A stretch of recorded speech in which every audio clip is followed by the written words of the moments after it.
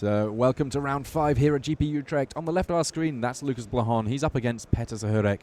We briefly got a chance to see Zahurk playing the Teamer Energy control deck. On the other side of things, though, Lucas Blahon, he's on green-black. He has Winding Constrictors, but we've seen a lot of variation between the different green-black decks. Grim Flayer there, the turn 2 play, swiftly hit by an Incendiary Flow from Petr Zahurk. Exiling it too, so if Lucas had any ambitions of getting into Delirium, the creature won't get put into graveyard. And as you can see, Lucas has to traverse for basic here. Swamp with no follow-up play either. Petr was mentioning that what they really like about this matchup is that it should be really good for the Teamer Dynamo Tower deck. Tireless Tracker of the turn 3 play. Thus far, you wouldn't even realize that Kaladesh was a thing for Lucas Blahon. All of the cards that he's played have been from the Shadows over Innistrad block, including that Evolving Wilds, which works, of course, very, very nicely with Tireless Tracker. Before any clues come down, though, Harness Lightning from Petr Zahurk means that the early plays from Blahon not doing a whole lot to impact this board. Yeah, but getting to that Evolving Wilds is nice, to getting both those clues. Petr was forced to use that removal on Tireless Tracker because he doesn't want to keep it around and wants to. I think he will want to Glimmer of Genius here, as you see it on top. He's really helping us nicely here with that. But it looks like Lucas is missing any sort of semblance of action here, unfortunately. And being able to play a Glimmer of Genius without even having had a single threat get through for any damage yet, or any threats threatening to on the board, must be a great feeling for this control deck in the hands of Petr Zahurk. Oh yeah, definitely. And I mean, he still has plenty of removal in his hand to get rid of any follow-up threats from Lucas, whose main deck had to make some concessions towards the Mardu and the mirror matches. You know, we saw there's 4 Fatal Pushes in the deck, as well as 3 Grasp of Darkness, even a Ruinous Path. So probably not best placed in this sort of matchup. Now, with the Glimmer of Genius, Zahurk did get to scry. We saw him just play a land and pass there. What sort of cards would Zahurk would have been looking for on that scry? Just making sure he is going to hit his land drops and getting towards those Torrential Gearhulks. He already had plenty of cards in his hand, so he didn't need much. He just wanted to make sure the game won't slip out of his control. So, Winding Constrictor, followed up by Walking Ballista, which comes into play with 2 counters thanks to the Snake. Neither of them deemed good enough for a counterspell from Zahurk, who again has gone with a Glimmer of Genius. Yeah, it just makes it go 1 up, 1 bottom, draws 2, and he's firmly getting into the Torrential Gearhulk range, which is going to make it very problematic for Lucas Blahon to establish any sort of board control. Petr does have, he just drew his second Disallow, which is a bit of a problem in a way because he didn't use the one before, so now he has 2 on a board where he's falling behind a little bit. But he still should be fine. I think I see an island. He can play an Incendiary Flow to get rid of the Winding Constrictor, or even the Ballista if he wants to. Yeah, I'm interested, given that he didn't use Disallow there, what are the key spells that Petr Zahurk is looking to stop with counter magic? Yeah, exactly. I mean, now he's in a good position to play a removal spell and keep up 3 mana for the follow-up play, and then just solidly develop his mana into, maybe hoping to draw something like Dynamo Tower with counterspell backup, things like that. So you can see he also has Natural Obsolescence in his main deck. And Michael Bond, his opponent from the previous round, was telling me that was the card that won him game 1. So, and here it can be very useful after Incendiary Flow takes out the Constrictor. Petr can use the Obsolescence to kill the Walking Ballista.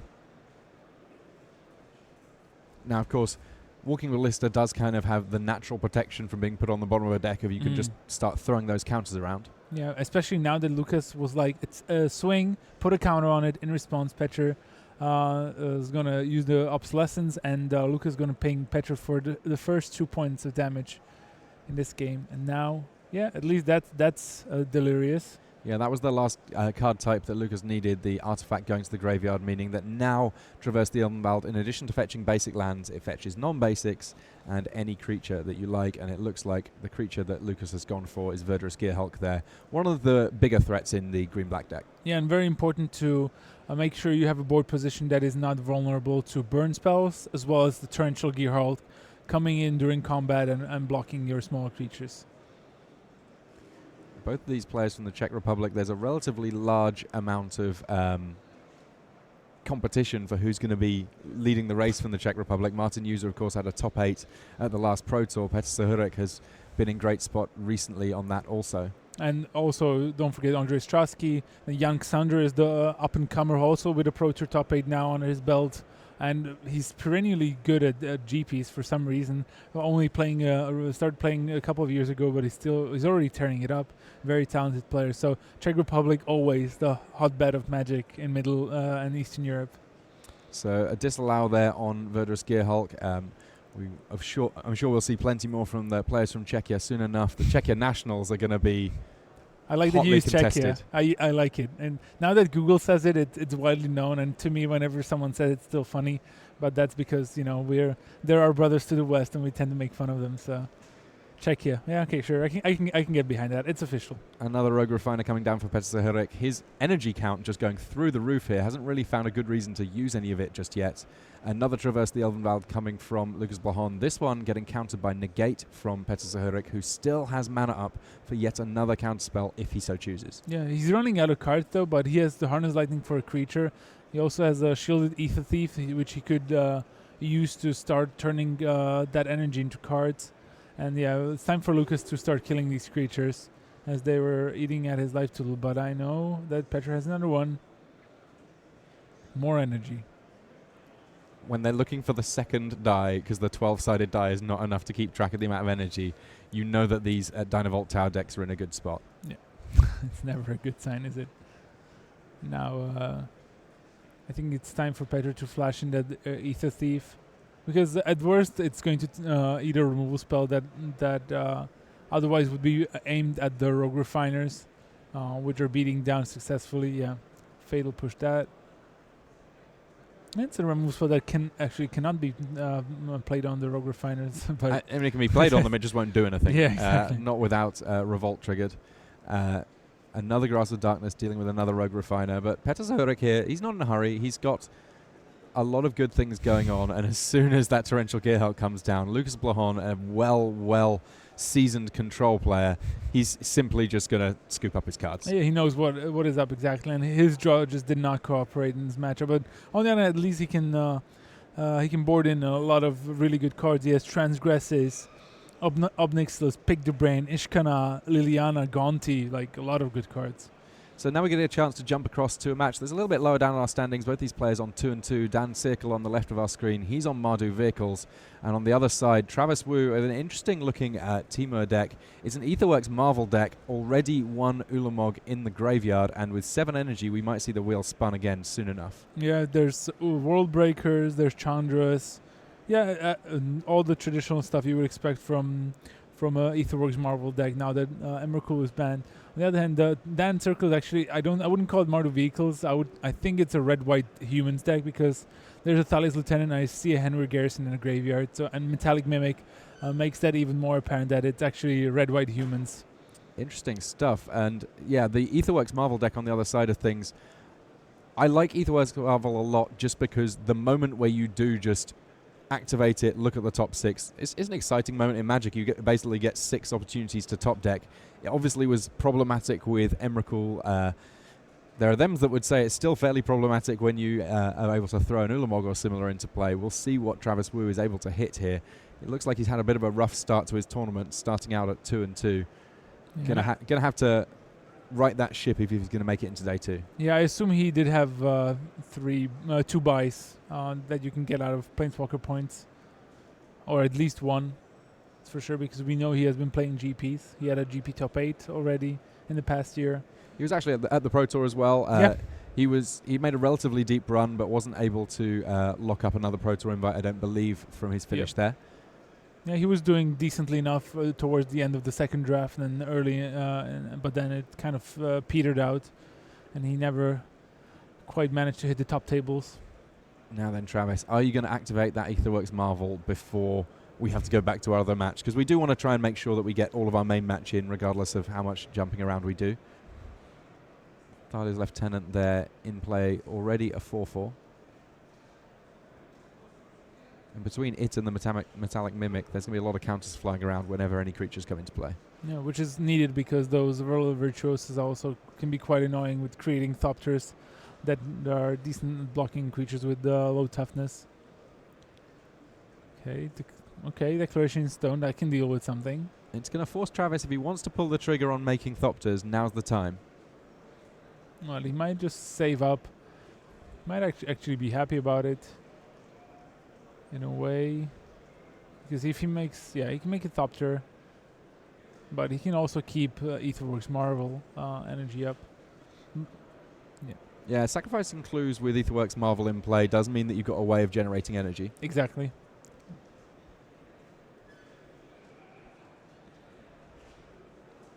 Ultimately, Travis decides he's just going to take the 2 clues. And what's the follow-up here from Dan Circle? It is Bushwhacker. Reckless Bushwhacker, Surge enabled thanks to that Declaration in Stone. So there's going to be some big swings coming in here. And those swings are going to have to be blind to whatever is coming from Travis Wu. And this is a huge Kozilek's return here. Yeah, he can only kills 2 creatures there. Yeah. Oh, Travis is trying to get the Inventor's Apprentice off the board, but there's still a clue in play, Travis. Not going to work. Goes down to 1 energy to activate this Aetherworks Marvel. There's certainly some big hits in here, but when you miss on an Aetherworks Marvel, it can feel kind of rough. Boom, flashback that. Exile 2 of your lands. All right, 2 of the lands getting exiled, but I think that's enough for Dan Circle to scoop up all of his cards. He's going to be going to a game 2 here against Travis Wu, picking up the first game there. These players jump into their sideboard, and I guess that's probably where we see Lucas Blahon and Petr Zahurk just returning from. Looks like these guys just finishing up their shuffling. Perfect timing. Nailed it. Yeah, so back to what I was talking about, that Lucas actually has quite a few good options to board in sideboard cards. However, he cannot board in all the anti-control cards because that is actually pretty risky, that he can then just not muster anything against an army of rogue refiners or just heaps of torrential Gearhulk value. So I wonder what his sideboard plan was overall. We will see soon enough. It looks like there's been a mulligan here from Lucas Blahon. He's just scrying his top card prior to this game kicking off.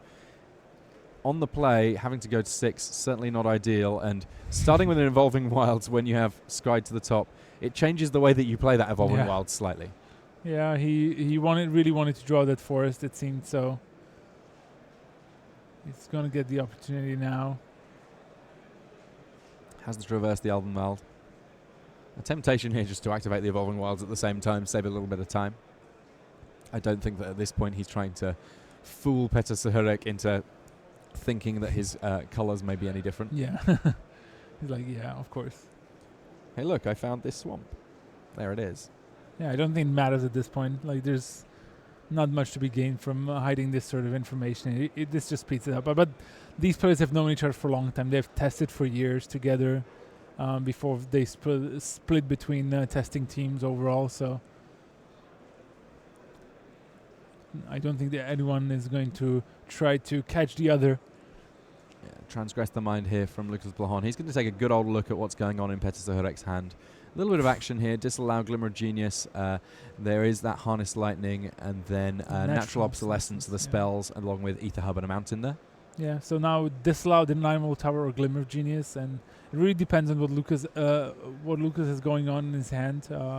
I would either go with this is hard actually, because Lucas has Petr has so many answers that it might just be good to take the tower, just because it creates so much more value with all these answers. But on the other hand, a Glimmer of Genius is probably the best card to take if Lucas expects the game to go long, because it develops his land drops and draws into Gearhulk potentially. So I kind of like what Petr Zahurk's doing there. He also wrote down the cards that are in his hand, basically so that he can remember what it is that Lucas Blahon has seen and what he hasn't seen, because that will help him make his decision making a little bit better.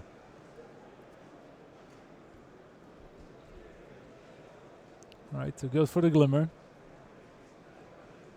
And I respect that. We've spoken already about how good the card selection is. Another copy of Harness Lightning, the pickup there for Petr Zahurk. So plenty of removal available for him. Generates an energy by playing that Ether Hub. Yeah. Now that Lucas is in a tough spot, because he probably recognizes that if he plays a creature, Oh, okay. So Petr taps down low for Dynamo Tower. Takes the opportunity here. Does mean that for every subsequent turn, as long as he can keep that tower in play, all of his spells are just generating crazy value. It looks like a pick the brains the option here that Lucas Blahon's going to go with. Let's see whether or not he has Delirium. He has just land and spell, so not quite enough.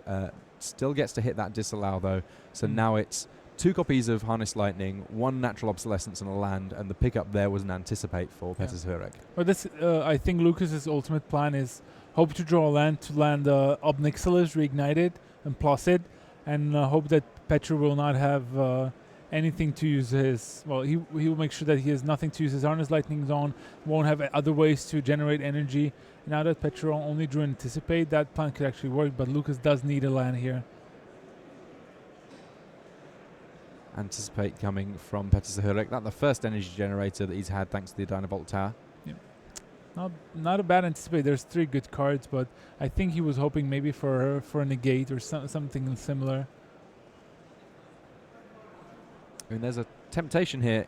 I'm always looking at the greedy option, and for me, another Dynavolt Tower is the greedy option here.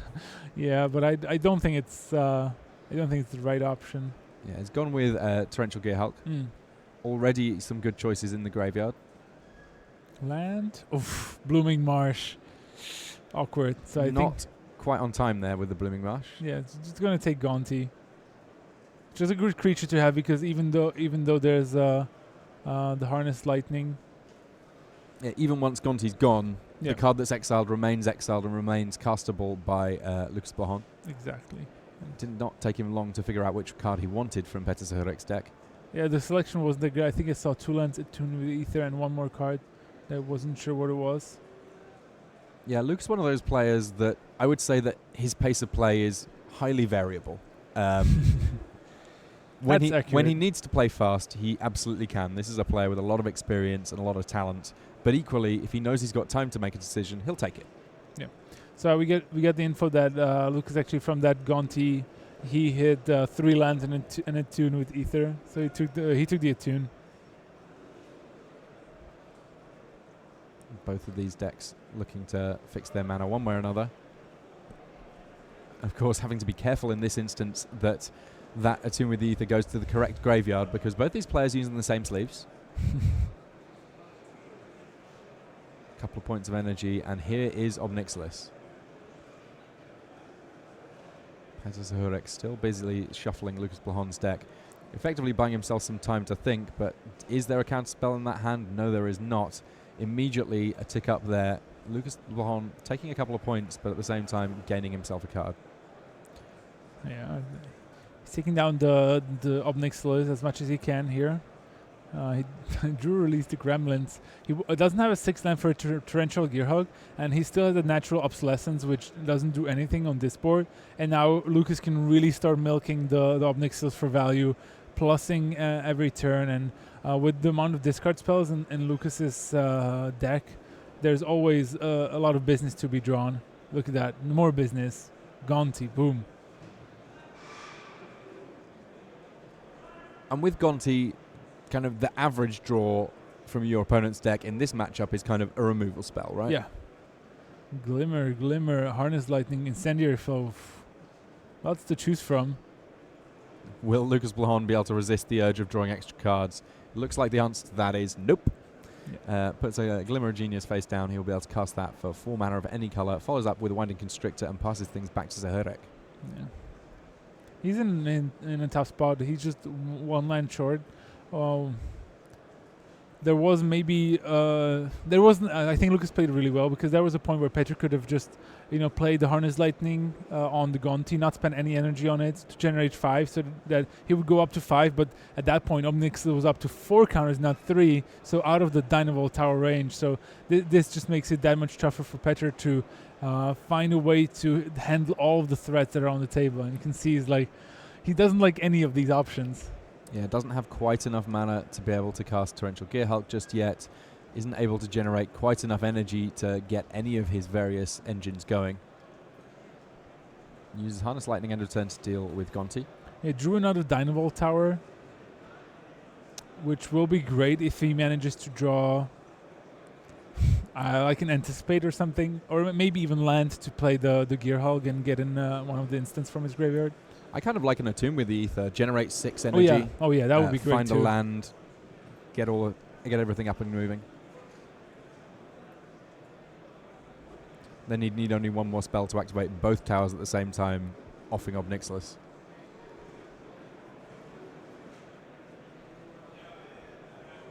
As things stand, though, Lucas Blahon still 4 cards in hand. He's got a Grim Flare. I don't know that he's necessarily at Delirium there. He looks to have creature, sorcery, land. I don't think that there's an instant in there.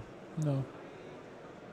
I don't think so either. Double Grim Flare and a Winding Constrictor just flooding the board here. Oh, Petra would be very happy with the Radiant Flames here. These green, black, gold cards, in the history of Magic, is there a mana cost that is more closely correlated with powerful effects? No, probably not. Triple Dynavolt Tower. Every spell now is a lightning bolt on top of whatever else it might do. Or even a land, because of the Gearhulk, right? Get a Gearhulk as well as something from the graveyard to pump up those energy cards. But yeah, Lucas is. I think the way that Lucas played the whole game that he made the game about the Ob Nixilis was genius. And now he's gonna Speaking of genius, a glimmer thereof. That was on purpose. Man, you ruined it. Not really though. Ooh, look at that Rish card too, with double Constrictor. Whew. Oof. Yeah. These Grim Flayers, they do have trample. They start out as 2/2s, but they get a lot bigger, and that enough to close things out. Yeah, that was a good game. Very well played from Lucas, and I think he had a clear game plan. Look at that, how fast he's reaching for his sideboard after game 2. He knows, like, now I'm on the draw. I have to sideboard a little differently here. And he also saw a lot of what the Petra boarded in. He saw the natural obsolescence. So he might figure out a different way to board, because the truth is he doesn't actually have that many artifacts, I think, in his sideboard in his deck. Even after sideboard, so. Well, looking at this game too, it's an interesting one. We again have 2 copies of Will of Virtuoso in play. This time there's an Aetherworks Marvel in the graveyard. It looks like a Release the Gremlins dealt with that. Key to the City in play along with Gideon as well for Dance Circle. There's an interesting assortment of cards here. And again we see Declaration in Stone. This time though, not quite as much to be done by Travis Wu about that. Yeah, that looks very familiar. We saw the previous game, but now Dan Circle's board is much bigger and better. Yeah, without the Aetherworks Marvel, Travis Wu here coasting along a little bit. I mean, also Gideon much more resilient to the likes of Kozilek's Return than the array of creatures that Dan Circle had before. Travis throws down an Aetherworks Marvel. Is it time to spin the wheel immediately and try and win big, or will we wait a little? Not too much time to wait here. He's on 7 life. Yeah. I mean, he has to find something here. And he has to be careful. The Key to the City can make the Gideon unblockable. And unblockable 5/5s are good. Last I heard. We figured it out. Cracked the code. Yeah. I think it looks like Travis will hold off. I think he has 1 Ulamog in his hand already, so that already makes the chances of hitting another one that much lower in the top 6 cards. There is a chance. That's what I'm saying. There's always a chance. Oh, not always. There's usually a chance. Okay, Destructive Tampering. Well, that enough to force an activation from this Aetherworks Marvel. Okay. 6 cards. I don't get to quite see any of them. Well, we'll get to see one. If we don't see one, then Travis is definitely in trouble. That I can tell you for nothing. Yeah. I think it was a Woodweaver's Puzzle Knot that he put to the front. Not a Rogue Refiner, maybe? None of these are the droids we're looking for. Certainly not. Either that, or this is a full Oscar performance from Travis Wu, just looking to milk a bit of camera time, looking for the big threat. I don't think that's the case, though. Woodweaver's Puzzle Knot. He gains a little bit of life, also some energy. I don't think you have 5 clues, Travis Wu. Yeah, we might need to just get that fixed.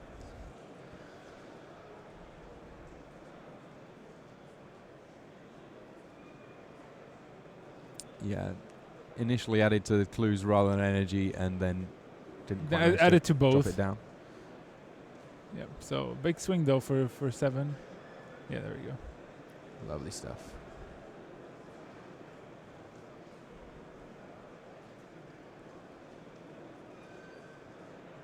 Travis then dropping to 3 on attacks, draws for the turn, sees an ether hub, I believe. Yep.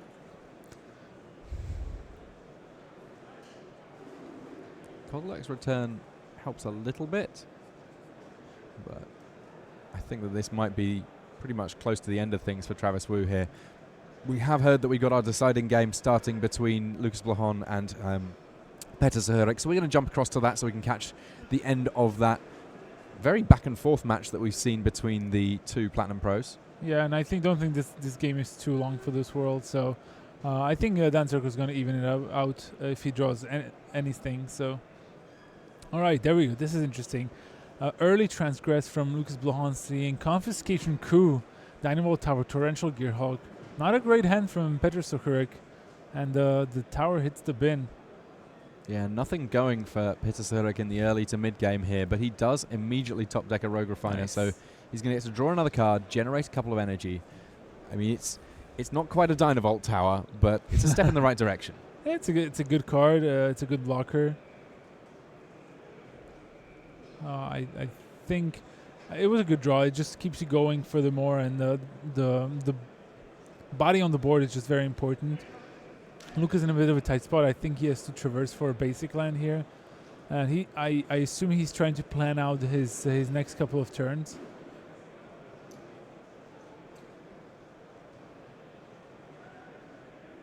Let's see what he comes up with. Yeah, I've been very interested to see how much variation there is between the different green-black decks that there are around here. 2 copies of Traverse the Elven Wild being played by Lucas Blahon. No Delirium just yet. Fetches one of each of his basics and passes back. Petr Zahurk gets to be the beatdown deck for a change. I'm sure he's not going to mind too much about that. Yeah, I mean, it's always nice to get free damage, especially when one of your win conditions is a artifact that shoots lightning bolts at your face, at your opponent's face, rather. Yeah, ooh, look at this. Tireless Tracker. All right, we could get some value here. Now that's the tough spot for Petr Zahurk. So, I mean, I think I saw Disallow in his hand. He might just also want to use a removal spell to kill the Tireless Tracker if he drew like a Harness Lightning or an Incendiary Flow. If he does have an instant speed removal spell, there's still a window for Lucas Blahon to play a land before Exactly. any removal happens. Yeah. And I think this is what Petr is thinking about.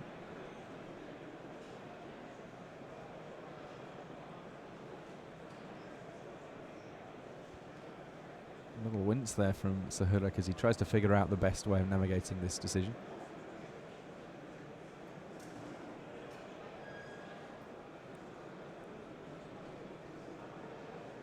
This might be the key decision in the game because I think, I'm not 100% sure, but I think I saw Lucas Blahon with the Blossoming Defense in his hand. Just another reason to counter the Tireless Tracker rather than let it resolve and try to kill it with something else. Also, Petr must be really suspicious because he has the Confiscation Coup in his hand, and Lucas saw it, and so Petr must be like, what is going on here? And this is why Blossoming Defense countering the Confiscation Coup and making into a 5/4. Yeah, it's a 5. Ooh, Petr Zahurk just missed it. He thought it still had 3 toughness, and he attacked his Rogue Refinance. That must rattle him very hard. Look at this. Oh. It's not often that you see mistakes from Zahurk, and that one, a relatively clear one. Yeah, I think he was just what we like to call tilted from the fact that Confiscation Coup was countered by the Blossoming Defense, and that he forgot to account for this interaction, and then he got doubly punished by attacking into it. It's not a thing you usually see from Platinum Pros, but he got rattled and punished. And Winding Constrictor, meaning that when that clue got cracked by Lucas Blahon, 2+1/+1 counters on Tireless Tracker. That means that now Blahon able to swing in for big chunks of damage. And Petr Zahurk, that one little mistake may cost him this entire game. Yeah, if he had disallowed the Tireless Tracker, he would have been fine spot, but he got a little greedy, wanted to take it for the confiscation coup, and it just get doubly punished. The funny thing is that Lucas actually only runs one Blossoming defense in his whole deck.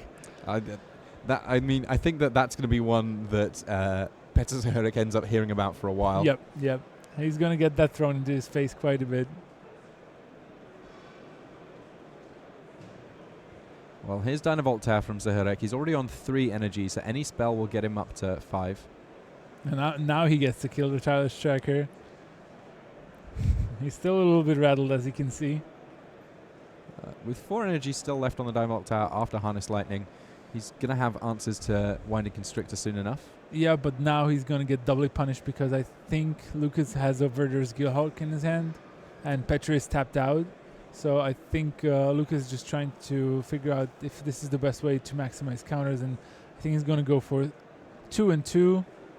Okay, no, he's going to 3-1. But both of these counters get added an extra one thanks to the Winding Constrictor. And I think he wanted 2 6-power creatures because of Torrential Gearhulk. That makes sense. The Gearhulk is a 5/6, so just making sure that it has 1 extra power each of your creatures will mean that it can definitely kill off the Gearhulk easily enough. Another Harness Lightning. It's going to have to be a big one here. He can get. He's getting 2 energy from Dynavolt Tower as well, so plenty left over. Ooh, Traverse.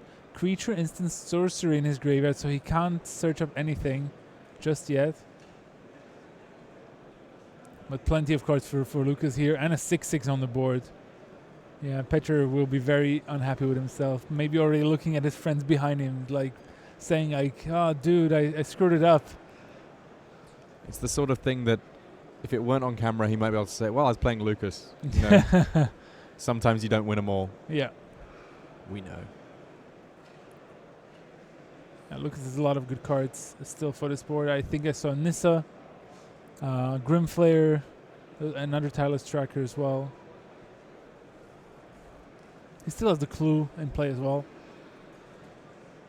A lot of options. And yeah, Petr is almost out of cards here.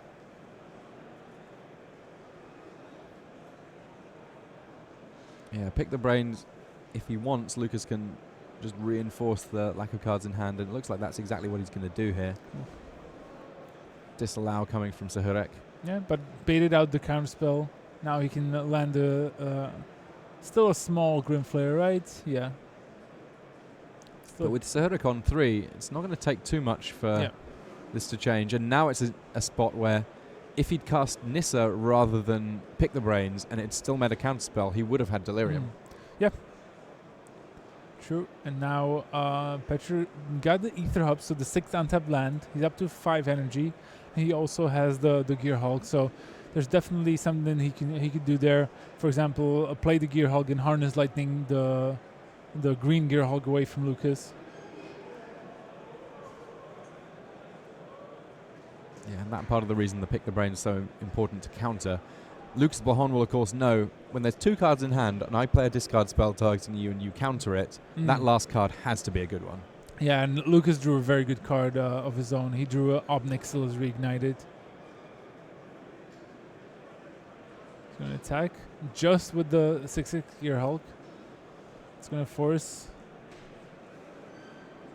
the Torrential Gearhulk to come in. Harness Lightning that away. 4 energy. Obnixilis. Petr is like he knew what was exactly what was going to happen. He's out of cards. At 4 energy, drew a Glimmer of Genius. All right. He's getting somewhere, but remember the Grimflayer now is a 4/4.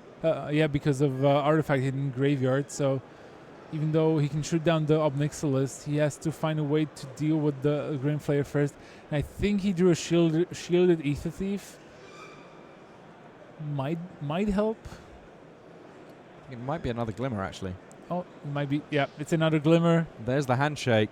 Lucas Blahon, he dropped the first game to Petr Zahurk, but then Petr Zahurk dropped the ball in that third game, forgetting about Blossoming Defenses, pumping a Tireless Tracker, and that may well have been the difference that enabled Lucas Blahon to take that match and advance to 5-0 here in Utrecht, in the Netherlands. 2 copies of Hanway Garrison in play for Dan Circle, and a lone Aetherworks Marvel for Travis Wu, who is on 6 energy.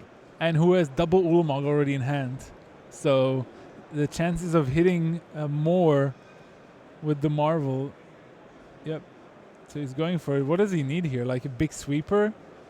I mean, Kozilek's return seems like one good Oh, option. he found one. He has 2 in his hand, and yet he still found the third one. And the Kozilek return now gets to be flashed back, kill everything. Ugh. I don't think this game will last very long here.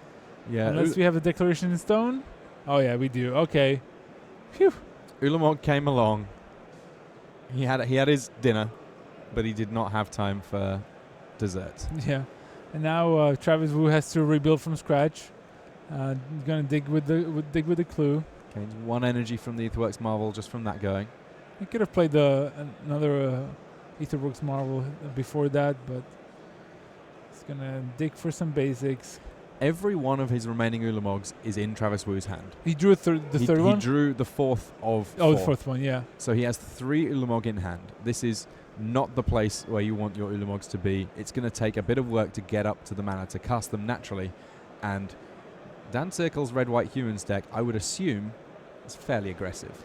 Yeah, but I mean, he probably lost a lot of resources first to the Kozilek's return being played from Travis Wu's hand. Then his whole board was destroyed. Hamweir Battlement, meaning that Thraben Inspector able to get stuck in there. Yeah, and look at that. Travis already up to 8 lands now. He can go back to back Ulamogs if he gets up to the 10 lands necessary. We very nearly got a chance to see some fuse on camera. That does not happen very often in Standard. No. For now, though, it's Thraben Inspector just chunking in for a point a turn. I mean, at least Dan has Westwell Abbey now. Can increase the clock a little bit. Okay, Chandra, Torture Defiance. That's a card. Now, which of the various modes are we going to see from her? We're going to see plus. I think he'll want to play that one. Oh, no. Okay, never mind. I think Travis Wu is now eyeing the Chandra kind of like a mini Dark Ritual. Next turn he can use its possibility to generate 2 mana and start casting those Ulamogs because he already has 8 lands. Unless Dan can find a creature that he can give haste to with the battlements. It would need to be a creature with a reasonable amount of power to it because he does want to get Chandra off the table this turn if he can.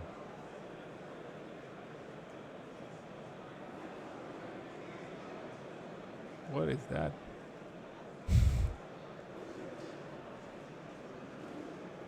Okay, I'm really not sure what this card is. It looks like some sort of equipment. We do have some equipment on deck.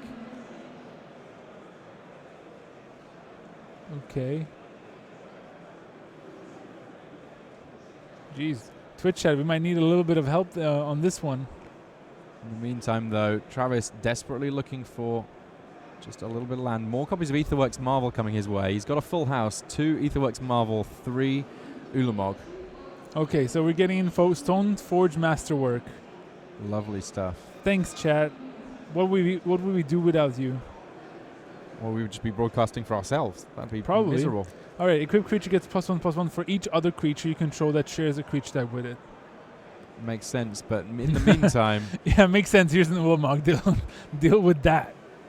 Yeah, no creatures of any types in play apart from Ulamog himself. Itself, I suppose.